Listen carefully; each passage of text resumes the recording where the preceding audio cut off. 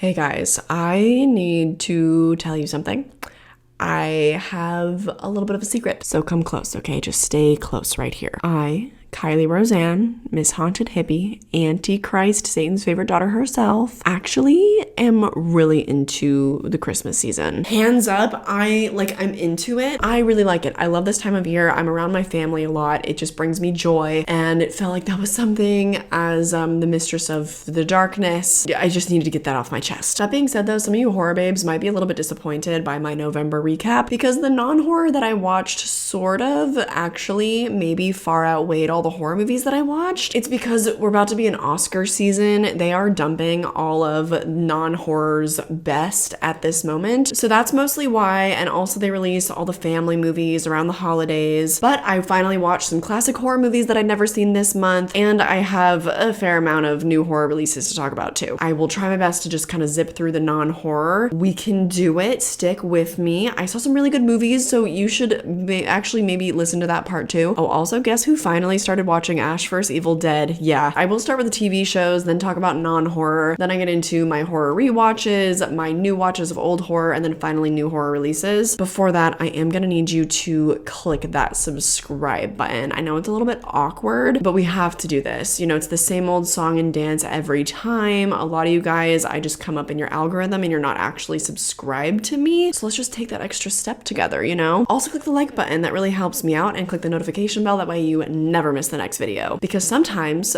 usually around this time of year, the algorithm is like, actually, we don't really need her right now. Like, we don't really care about Haunted Hippie anymore. October's over, Halloween's over. But it's not over for me, and it's not over for you. So anyway, let's get into the TV shows that I watched. Of course, starting with Ash vs. Evil Dead. The amount of years that it's been that people have been telling me to watch this show, and the fact that I finally am, oh, I'm stoked. Ash is back, baby. Bruce Campbell reprises his Evil Dead film role as the heroic chainsaw-handed monster fighter Ash Williams, now an aging Lothario who has successfully avoided responsibility, maturity, and heinous villains for the past 30 years, but now the Evil Dead have indeed come back for him. I'm loving the show. I've only watched the first season so far, so the first 10 episodes. I've got 20 to go, and it's a really good time. I was pretty surprised by the production quality of it because it is a Starz show, I believe, from back in 2013 or 2016. It was in the 2010s. Somebody will let me know in the comments. But I enjoy the characters. I think that it's a fun, goofy little bunch. Nothing about it really is breaking the mold. Maybe it was at the time, but I feel like dumb little sidekicks have always been a thing. So I really like the tone of it. I love that it's a very straightforward comedy show and leans into the very comedic elements of that franchise. Even the gore, I find it very slapsticky. It's made in kind of just the way that I like it. I do think the quality could be a little bit better, but for the concept of Evil Dead to be stretched into a TV show, it's as good as I think it could have been. I really zoned out for the middle episodes of that season though, just because inevitably it doesn't really matter how long a season of a show is. Unless it's one of those really succinct 8-episode limited series, there are gonna be a couple of episodes that are just filler that you just kind of fart around in. And I usually love those, but with Ash vs. Evil Dead, I was checking out a little bit, so, you know, whatever that says. But I love the show and I'm stoked to finish it. I don't know if I'll finish the entire thing in December, probably not, because I also am watching the Creep tapes. And I don't really have anything to get into today with Creep because I talked about both movies and the first 2 episodes of the show over on Patreon a couple weeks ago. So if you join the $5 a month tier, then you get access to all the bonus reviews. I am liking the show. I was very keen on the first episode and I was a little bit meh on the second episode. Still liked it, and I'm excited to keep watching the show because as of right now, I've only seen the first 2 episodes. I will share more of my thoughts, I'm sure, on the Haunted Hippie channel once the entire first season has come out. Now let's get into non-horror, and first up is Nora. I won't get into this because yet again, I gave this an entire bonus review over on the Patreon. I think I talked for at least like 16 minutes about it. One of my favorite movies of the year. I get that people have some problems with it, but I kind of unpack all of that over on the Patreon. We had really good discussion in the comment section over there, so join us. I rewatched Alice in Wonderland because Scott had never seen it, and because I went to see Danny Elfman. Yeah, that's my man right there. I saw Danny Elfman live, and it was a really interesting mix mix of his classic 80s hits with Oingo Boingo and then also all of his most popular scores. But being in the nosebleeds, those tickets were still so expensive, but we decided if he comes back that we are gonna shell out for closer seats because it was hard to feel like I was really there, you know? I could barely even see his face on the screens, but still it was magical to hear Ice Dance performed in person. Yeah,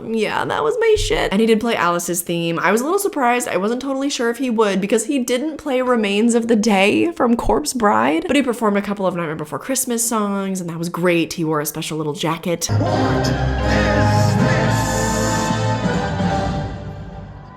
Christmas down?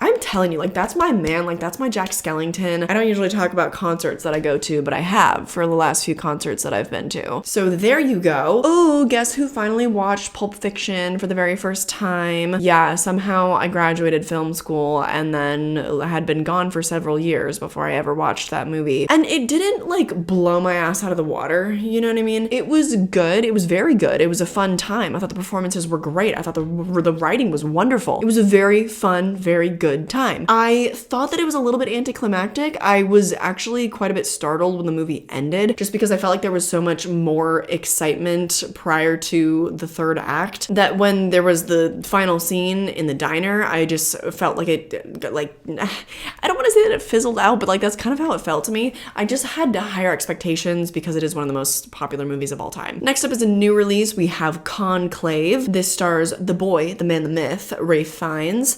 Excuse me.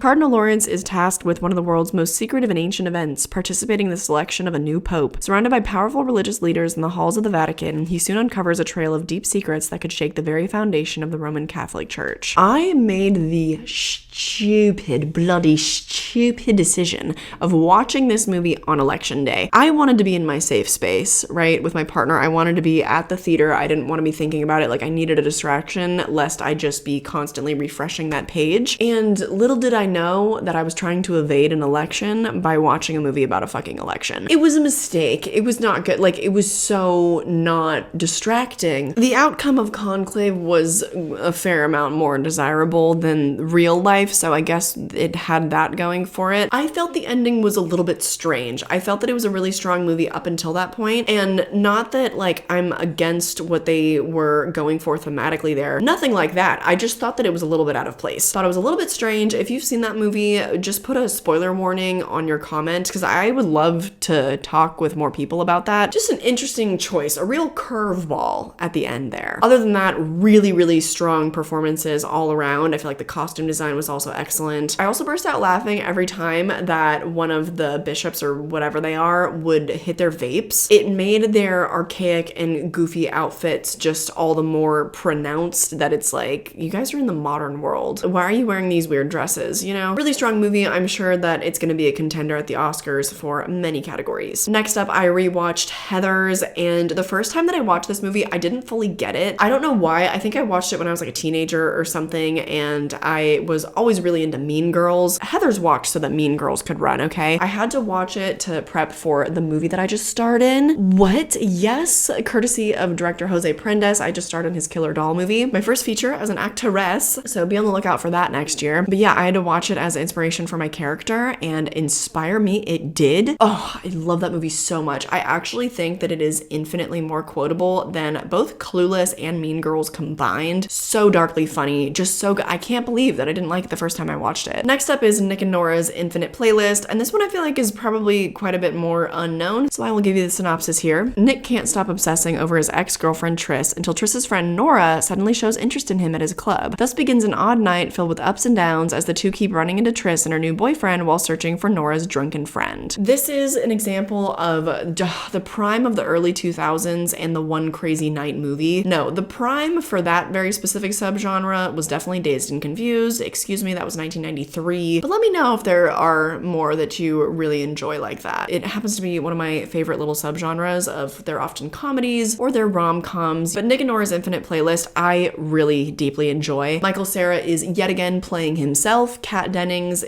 seemingly is kind of playing herself as well. It's a very laid back, just good vibes type movie. Also, it features the most disgusting piece of gum in cinematic history. You will know what I mean when you see it. There are things about the movie that are dated and not funny and very early 2000s, but overall, it's a movie that I would equate to eating In-N-Out on a late night when I've had one or two bevs and my boyfriend drives me through the In-N-Out drive-thru, and then I'm gifted a delicious double-double in my lap. This is not sponsored. I'm just like, I'm kind of craving In-N-Out right now. That's what watching the movie feels like. It just feels like good junk food for the soul. Junk food for the soul. But also, it is genuinely touching at times. I'm a real sucker for movies like that of that era. Anyway, I gotta roll a little bit more quickly with the non-horror. There is so much of it. Next up, we have Akira. And this one actually, this one feels like it has a lot of horror elements to it. Do you consider this a horror movie? I don't know. In 1988, the Japanese government drops an atomic bomb on Tokyo after ESP experiments on children go awry. In 2019, 31 years after the nuking of the city, Canada, a bike gang leader tries to save his friend Tetsuo from a secret government project. This movie, I have read up on it just a little bit, not nearly enough, so I'm not speaking from like any kind of educated position here. From what I understand, what I've gathered so far is that this movie blew all other animation out of the water at the time of its release, which is why it's regarded as such an excellent, like,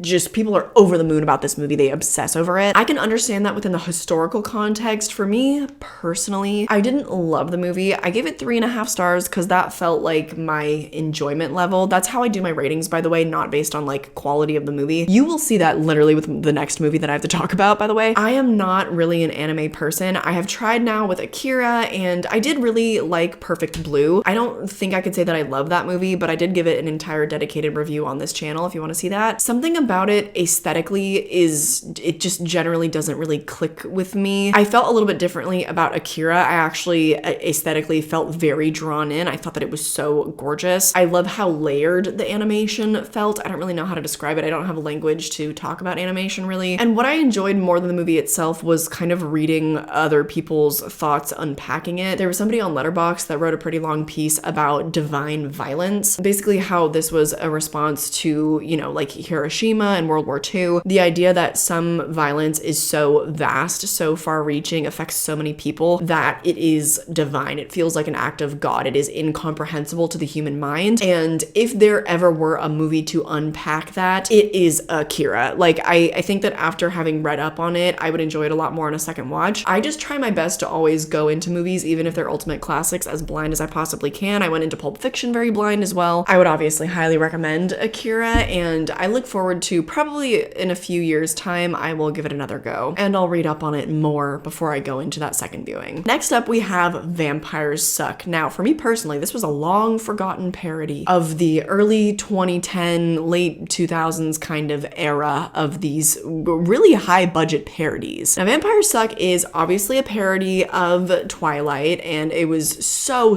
massive at this time. This movie made $81.4 million in the box office, okay? I need you to understand that. That's how big Twilight was, and that's how big parodies were. I gave this movie 4.5 stars. I am obsessed with it. I hadn't seen it since I was literally 13 or 14. I think I was 14 actually. Me and my friend rewatched it a couple of times because we thought it was so hilarious. So I'm walking into this movie. I bought it for like $3 at a Goodwill. Someone's dog had definitely chewed the corner of it. So I was like, whatever. I haven't seen this since I was 14. It's probably not going to be funny anymore. Let me just go ahead and ruin those childhood memories. And guess who was so pleasantly surprised? The fact that this has like a 1.8 on Letterboxd. For shame. Oh, I hate that people can't be like, you know, it's bad, but it's so good. They're just like, I know it's bad. Like, people will give it 1.5 stars or like 2 stars, but they'll still give it a heart, and they're like, I know it's bad, but I love it. If you love it, give it more stars. Yeah, I feel a little bit too passionately about that. Let me dial it back. There are some issues with it. Okay, it came out in 2010, so it's got some problematic stuff going on. That's the only reason why I docked the points. Well, that, and there are some jokes that did the opposite of hit for me. They flopped even, but that's why like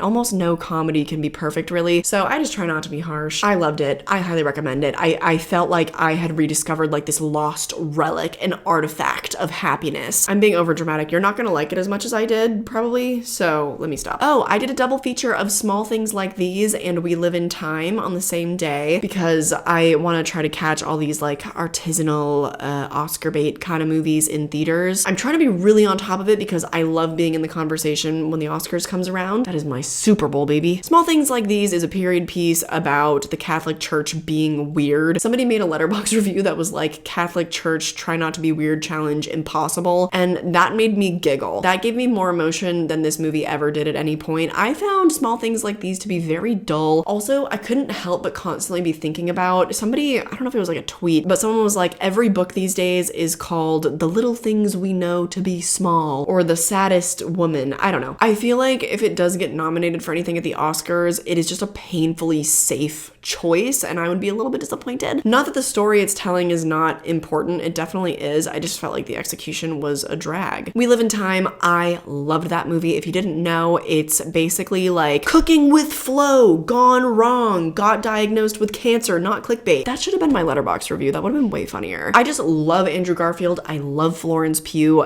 I gave it a perfect 5-star rating. Just the fact that they both got to keep their natural British accents, magic happened. It was movie magic. I need to just rock through these a little bit faster here. The next 3 non-horror movies, I watched them all in the same day along with 2 horror movies. That's right. I laid in bed and I watched 5 movies in one day because I had been on that movie shoot and then I got sick. Somebody on that set got me sick. And then I thought that I was doing okay, but I was really only on like day 3 of this cold. But I could like breathe out of my nose. I wasn't all congested yet or anything, so I thought I was fine. I did a really intense leg day and kind of felt like I was gonna pass out the entire time. And then once I was done with the workout, I really was in danger of throwing up. I was like, I'm so dizzy, like I'm gonna barf. Whoa, bless you. So I then had to shower and then just lay in bed for literally the rest of the day. So the 3 non-horror movies of that day, we have Eternal Sunshine of the Spotless Mind, The Truman Show, and School of Rock. I am trying very desperately to catch up on real classics right now, if you couldn't tell. And when one really hits, I will do a bonus review over on the Patreon. In October, I did one for A Clockwork Orange, if you want to see that bonus review. Eternal Sunshine, I enjoyed. I wasn't super into the movie, honestly, until the very end. The ending is so heartbreaking and human and also a little bit joyful. It just felt so real. And I think that on a rewatch, I'm gonna like the movie even more. As it turns out, I don't think I'm really that much of a Jim Carrey person besides his performance as the Grinch, because The Truman Show, I also wasn't crazy about. I didn't find it that funny. I'm sure that at the time it felt a little bit more groundbreaking, like, oh, consumerism is so crazy. This basically is how we all live. Now,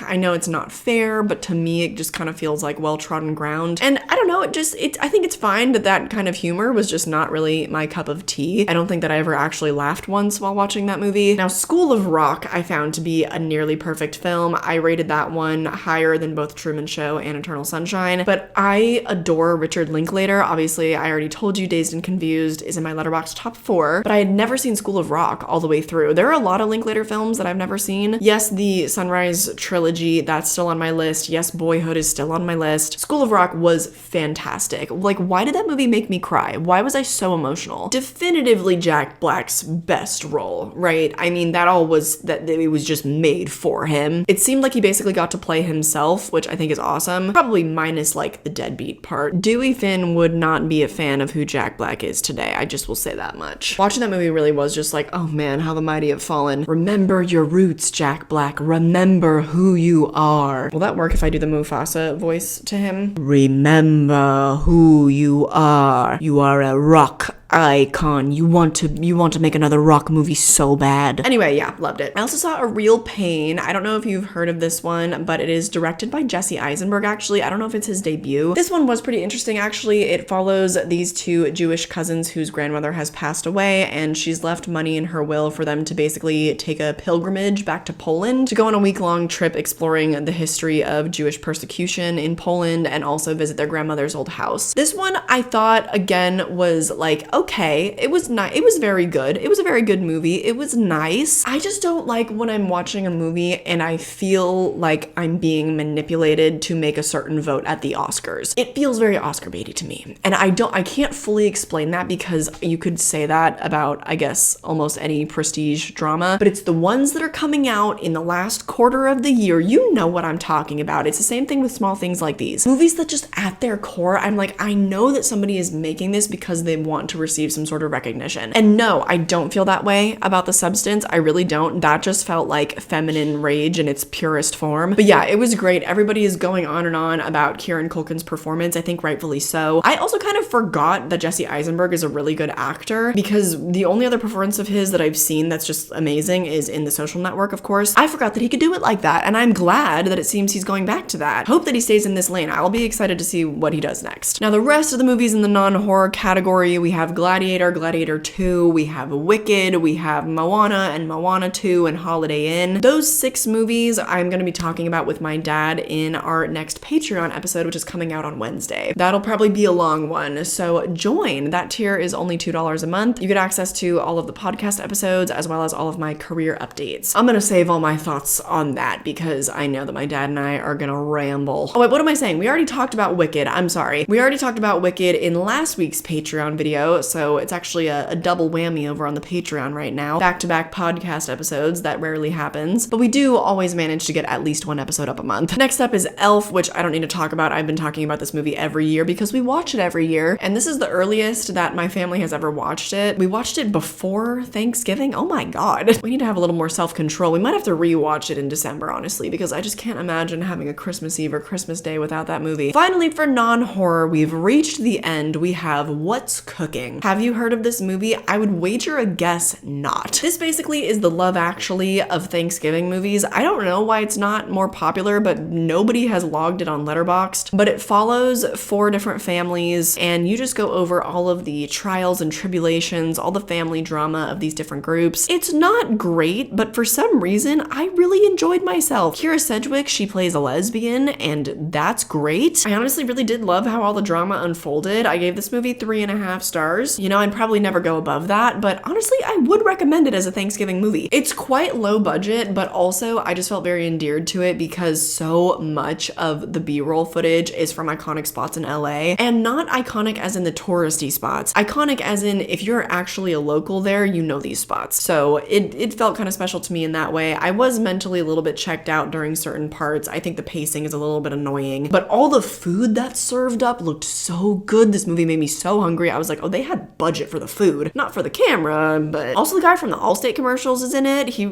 That's fun. I don't know. It was such a weird little conundrum, that movie. I was surprised by how much I actually ended up liking it. But Thanksgiving has passed. That's out of here. So you can save that for next year. So briefly, I only rewatched 3 horror films in the entire month of November. Usually, I'm a rewatching kind of girly. There will be usually at least like minimum 5 horror movies that I've rewatched because I believe in constantly watching the movies that I love. But we have Creep, which I already talked about on Patreon. We have The Substance and Heretic. Not only did I, go see Heretic in theaters for the first time, I gave it a solo review on this channel. Go watch that if you want to. But I saw Heretic again in theaters because I had a friend that I made on the movie and she hadn't seen it, and I was like, say less. So I can't even talk about the movies that I rewatched because I've also talked your ear off about The Substance. That review came out a couple months ago. Just had to catch it in theaters with friends one last time before it was gone. Now, finally, time for my new watches of old horror. First up, we have Francis Ford Coppola's Bram Stoker's Dracula. Yeah, that's right. I had never seen the Twilight of the 90s. Absinthe, we have a friend. He's here to talk about Dracula. Oh, you're a little vampire yourself in your own way.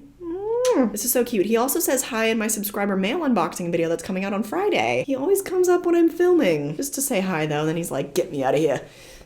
Okay, bye. Love that cat. Great guy. Oh, yes, Dracula. This is Francis Ford Coppola's take on the classic story, starring Winona Ryder doing her best at a British accent. You got Gary Oldman there. And don't get me wrong, everything about this movie looks great. The makeup is insane. The costumes are fantastic. Production design, just magnetic. Pull me in closer. I wasn't feeling it, okay? I didn't know what to expect from this movie because, like I said, I like to go in blind because I like to just let the movie take me on whatever ride it's gonna take me on and just let that be true. Let all the emotions be very raw, just no expectations. And I was let down because for whatever reason, I just thought that the movie was going to be a little more serious. I thought that it was gonna be a little bit more like deeply dramatic and gothic, which gothic it was, of course, but I had no idea and was just not prepared for how goofy it was. I think upon a second viewing, I would love it. I would totally fall for that vibe. Just wasn't ready for for it at all. Also, Absinthe is rolling around over there. I'm gonna get a video of him.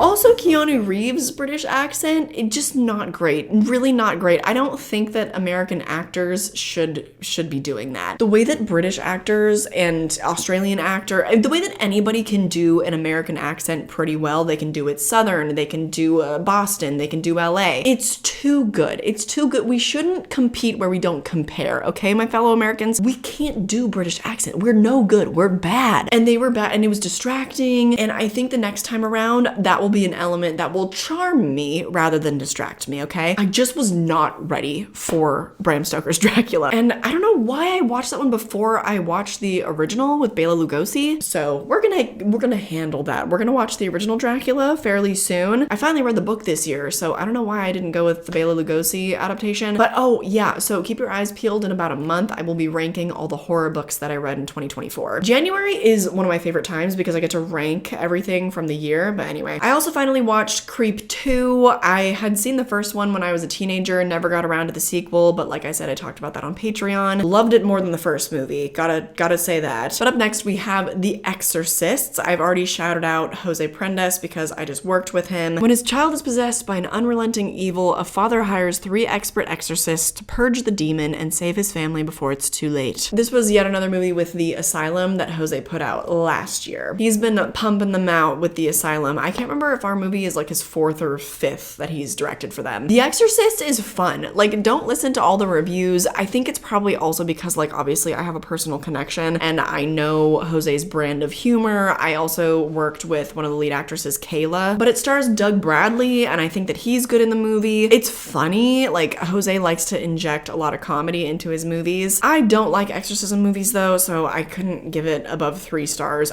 Something in my core, I'm not about it. But the cast was good. It was funny. Like, don't write off all the Asylum films, okay? Jose's movies have good bones, all right? Up next is an ultimate classic that I finally got around to, The Cabinet of Dr. Caligari. Unbelievably, this movie came out in 1920, so it is a silent film. At a carnival in Germany, Francis and his friend Alan encounter the crazed Dr. Caligari. The men see him showing off his somnambulist Caesar, a hypnotized man who the doctor claims can see into the future. Shockingly, Caesar then predicts Alan's death, and by morning, his chilling prophecy has come true, making Caesar the prime suspect. Oh wait, no, here it says the release date was March of 1921. I guess that was the US release date, because this is a German film, and I loved it. This aesthetic, like, if I could make a movie, if I got the budget to have sets built that way, if I could shoot a movie in black and white, oh my god, there's something in my eye. Ow. It's so obviously dripping in style, and that is what has made this movie stand the test of time. Now I'm watching it over 100 years later. Can you even believe that not a single soul that worked on this movie will ever know what Letterboxd is? They will never know that this movie is still having an impact over 100 years later. I mean, maybe they did because this was the movie that kind of set off the whole movement of German Expressionism. Maybe they knew. I don't know. I've never done a deep dive into this movie. I'd never seen it before, and I'm so glad that I have now. One that you gotta watch before you die. It did take me a minute, I'll be honest, to, you know, get used to the world of the silent film. The pacing feels really grating kind of to a modern audience member. The fact that the people are moving their mouths and the action is happening, and then you have to wait kind of a long ass time for the words on screen. I'm a really fast reader, so that was a little bit frustrating. But also, nobody ever told me how good the story was. I knew that on an aesthetic level, this movie had really vast ripple effects on the whole industry. Nobody told me how good the story was. Literally every other mystery thriller found dead in a ditch because this story was so good. I did have to read up the plot synopsis or the whole plot breakdown actually online to like fully get a grip on everything. But it's oh my lipstick came off on my fingers. Highly recommend. I know it's a classic, but whatever. I'm new to it. My last new watch of an old horror movie would be The Messengers, and I watched this and Cabinet of Dr. Caligari on that sick day. So it was these 2 horror movies and then those other 3 non-horror movies. I just was having a day. This is not the feature debut of Kristen Stewart, but I believe it is her first horror movie. When the Solomons trade in the craziness of big city life for the quiet of a North Dakota farm, little do they expect the nightmare that follows. Soon after arriving, teenage Jess and her younger brother see terrifying apparitions and endure attacks from a supernatural source. So this was really bad, but no matter how boring her character is, I'm never not charmed by Kristen Stewart. I'm so glad that people in the industry and maybe Kristen herself realized her value and her range, because the things that she does now are just so much more interesting. But I still like her when she's boring. The movie's not good though. It's really not good. On Letterboxd, I did say it's Alfred Hitchcock's The Birds if it sucked ass. This movie features a lot of crows, a lot of crow attacks. There is a lot of bird horror. Also, the apparitions look so stupid. I think if I were to rewatch this, which inevitably I will, I would host some sort of drinking game for it. Somebody also sent that to me in a box set with the sequel, which I cannot believe there is a sequel, because I hadn't heard of that movie, I don't think, before it was sent to me. So miraculously, that movie does have a sequel. I will check it out because I'm a completionist. It's annoying. And I'll get back to you about that probably in January. Now it's time for what you've all been waiting for. Let's talk about new horror releases. Heretic, like I said, we've already gotten that out of the way, so I have 4 other new releases to talk about. First up, we have Azrael. This is a Samara Weaving flick. This one did come out in theaters very briefly, but the showtimes were always too far away from me and too late, so I didn't catch it. I had to catch it on Shudder. Years after the apocalypse, a devout cult of mute zealots hunt down Azrael, a young woman who escaped her own imprisonment. That's all I'll say for now. I feel like that's kind of all you need to know going in, because the plot is not super thick. She's not super juicy. Not a whole lot going on story-wise. It really is more about the tension. There also is no dialogue in this film because everybody has been rendered mute. So it's all about building the tension and telling the story visually, which is very interesting. I wasn't crazy about the movie. I think Samara's performance, she killed it as always. She is never not bringing it. And she's always picking super interesting projects. I love that because she'll go on and she'll do like a big blockbuster, you know? I mean, she did Babylon. She was in Scream 6, but then she goes back kind of to her roots of indie horror. And thematically, this movie was pretty interesting, but also I didn't feel like it was breaking the mold on anything. There's also a horror element of these creatures that I was unaware of going into the movie, and I just feel like they're kind of overused to the point where they don't have much of an effect on me by the time we get to the end of the movie. That was an element that I wish was used a little bit more sparingly, and I really wish that I could get into the thematics, but if I did, it would definitely spoil the movie because a lot of that is not more uncovered until the 3rd act. But obviously, because there is this like devoutly religious mute cult, you know that it does kind of crack into religious themes. I definitely recommend it. I think that it would crack probably like at least my top 20 of the year. Not great, 3.5 stars, but I found it really intriguing. Next up, we have Don't Move. This one was released on Netflix, and it stars the boy Finn Wittrock. When a killer injects her with a paralytic agent, a woman must run, fight, and hide before her body completely shuts down.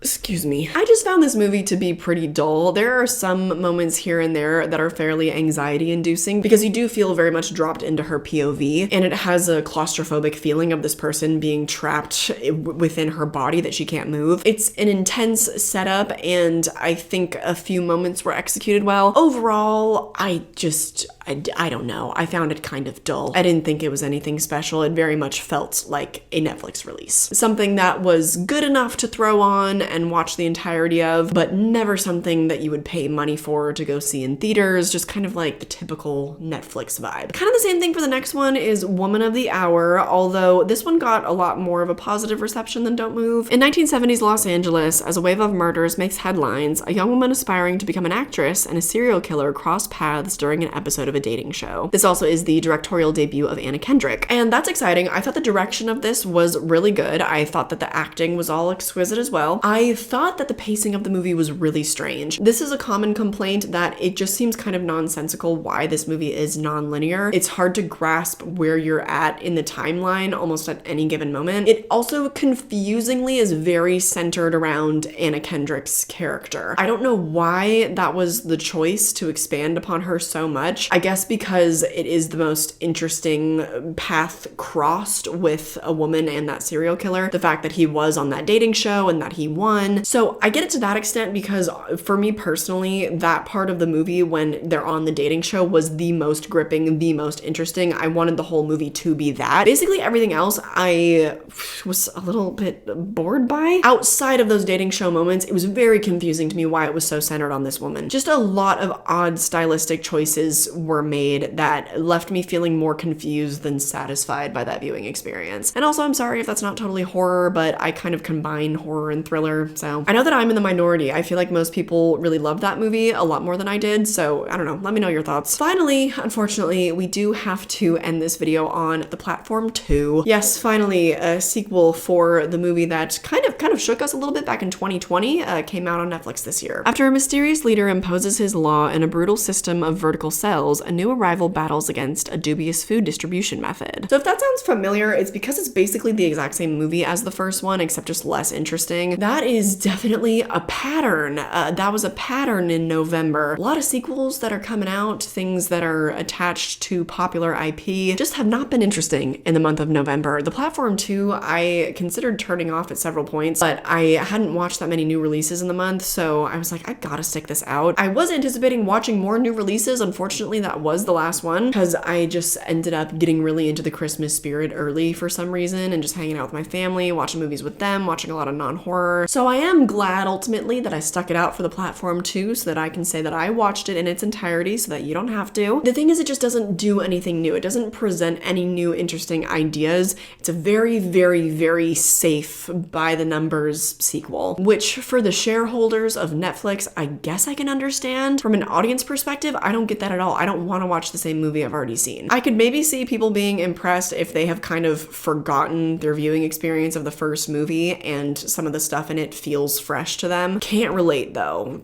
Not me. I hate ending these monthly recaps on a sour note. I really do. But that's gonna do it for today. I hope that you enjoyed this little monthly recap. I do them every month. I have been for the past several years now, I think since like 2021 or something. Let me know. It is the final month of the year. What new horror releases do I need to prioritize watching? Please don't be shy. I've got Eczema, I've got Salem's Lot, Crackoon, I've got The Curse of the Necklace, House of Spoils, Spin the Bottle, Crazy House. I mean, there's just a lot of stuff. I mean, I know Nosferatu is coming out this month. Yes, of course, I'm gonna see it early as humanly possible. It is like still my most anticipated of the year. So you just let me know. You just let me know, dear watchers on the internet, my dear little cult members, you let me know. Because like I said, January is a really fun time where we do a lot of ranking videos, and my favorite of them all, of course, is ranking all of the 2024 horror releases. I hope you stick around this month. I think next week is gonna be my review of Night Bitch. I'm not sure. It's just because how could I not review a horror movie starring Amy Adams titled Night Bitch? So be on the lookout for that, or maybe a review of Y2K or Werewolves. It depends kind of which one I want to talk about the most, because those are all coming out this week. And then I have a deep dive of Misery coming out the following week. I hope that you're stoked for that. I know I am. Let me know what you'd like to see. I am open to suggestions. I've already talked your ear off about the Patreon, so definitely be sure to check that out. Everything you need is linked down below, as well as my second channel where I primarily talk about physical media, but I also post travel content there, and I go on lots of spooky outings. This channel also has a lot to offer if you've never been here before. I do a lot of deep dives on individual films, on franchises, on directors. I do a lot of ranking videos. I do top 10s. It's fun for the whole family here, unless your family does not like girlies cosplaying as Satan's favorite daughter. I don't think we have a lot of Catholic people in this audience, so maybe not them. Anyway, if you also want to follow me on social media, everything you need is linked down below. More than anything, I just hope that you enjoyed this video. I hope that you enjoyed this monthly recap, and I hope that I catch you in the next one.